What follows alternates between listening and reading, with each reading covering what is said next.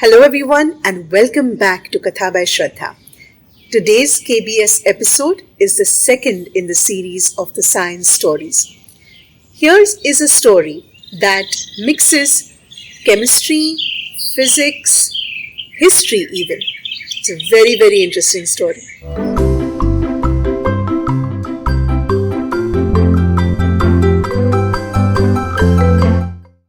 Get seated, belted in and be ready for the ride.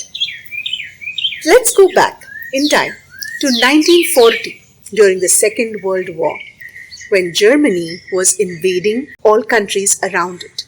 And until then Denmark had stayed neutral, but now the Nazis were marching upon Denmark. And in Denmark there was a very important institute called the Bohr Institute, the institute that was started by Niels Bohr. And why the institute is important to this story is because the institute at that time had two pieces of evidence. They were holding two pieces of evidence that could be fatal for some scientists.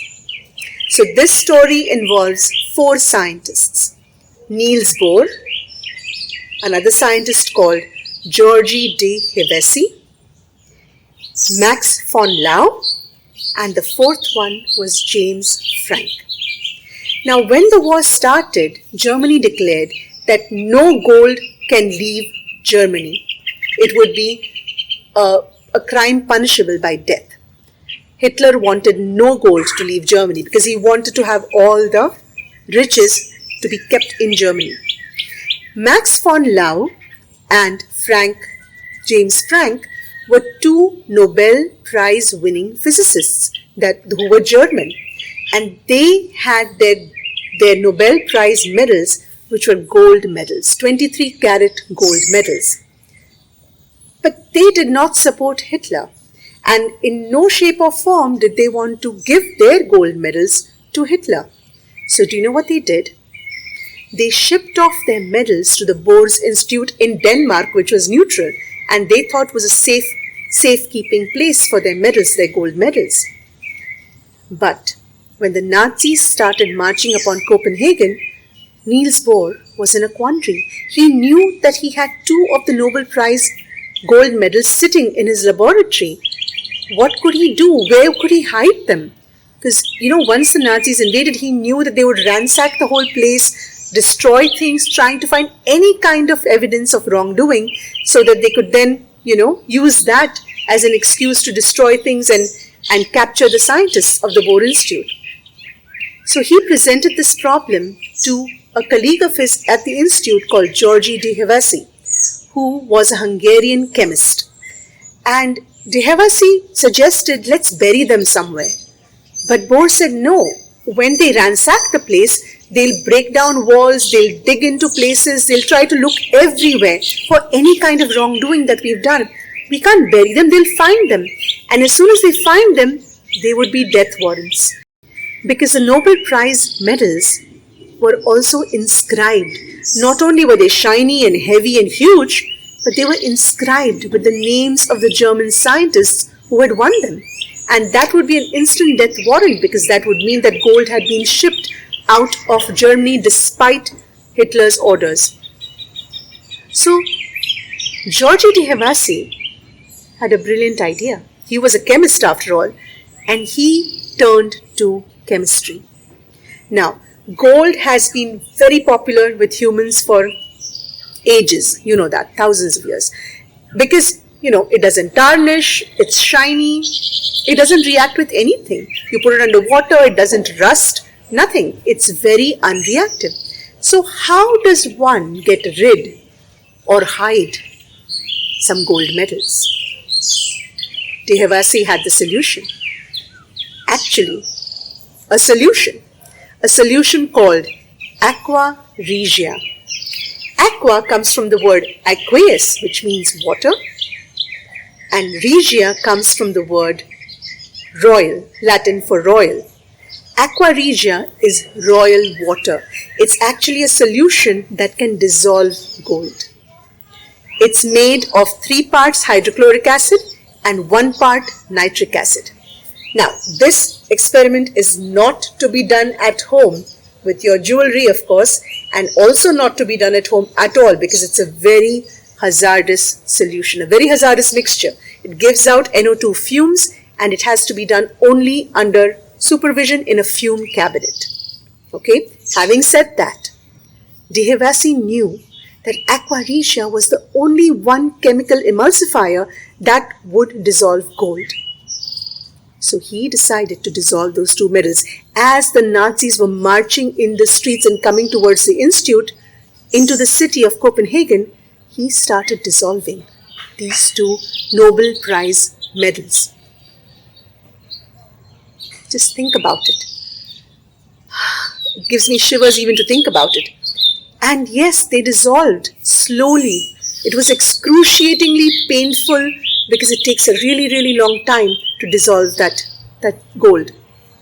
And let me tell you a little bit about aqua regia. Aqua regia, as I said, is a mixture of nitric acid and hydrochloric acid. Now, nitric acid by itself doesn't really react with the gold. But hydrochloric acid, if it gets any free gold atoms, when the acid is in solution, hydrochloric acid, I'm using an onion to show you a chloride ion, and a whole garlic head to show you a hydrogen ion, right? The hydrogen is smaller than the chloride. Now, when hydrochloric acid is put into solution, dissolved into water,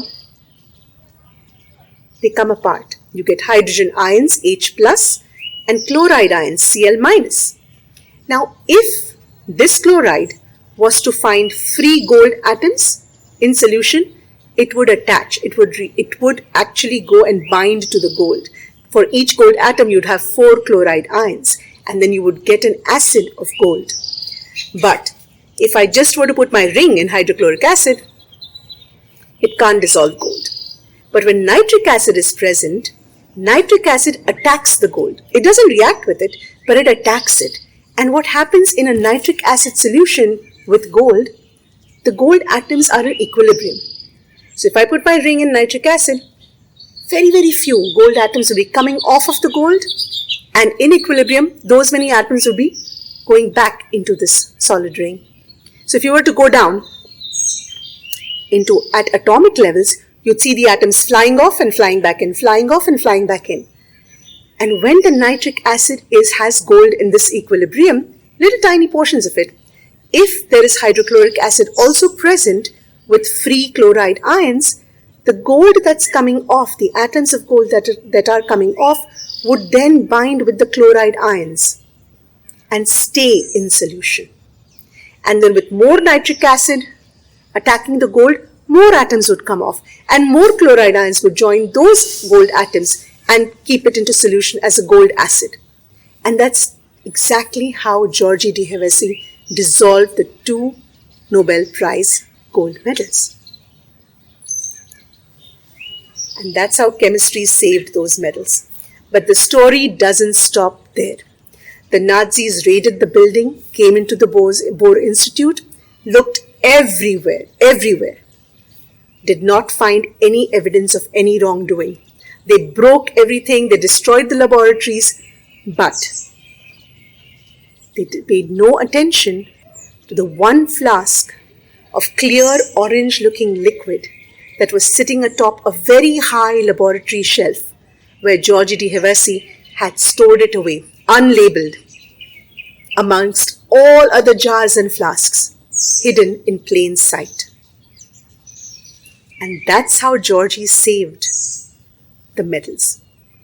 He himself had to escape to Stockholm in 1943, but after the war ended and he returned to his laboratory in Copenhagen at the institute, he did another amazing chemical thing. He precipitated the gold out of the acid, and that raw gold he sent back to Stockholm to the Nobel Prize Institute, and using that original gold, they recast Max von Lau's and James Frank's medals and represented it, both of them, the medals. Now, isn't that an interesting story? It brings science very close to us. It's amazing how you can come up with solutions thinking of how to solve problems. And this particular story I really enjoyed learning about and researching, because not only does it involve chemistry, but how a chemist helped really brilliant physicists save something that was very precious to them, and in an environment of war, in an environment that was threatening, that was life-threatening, how science came to the rescue. I hope you enjoyed that story. That's all for now.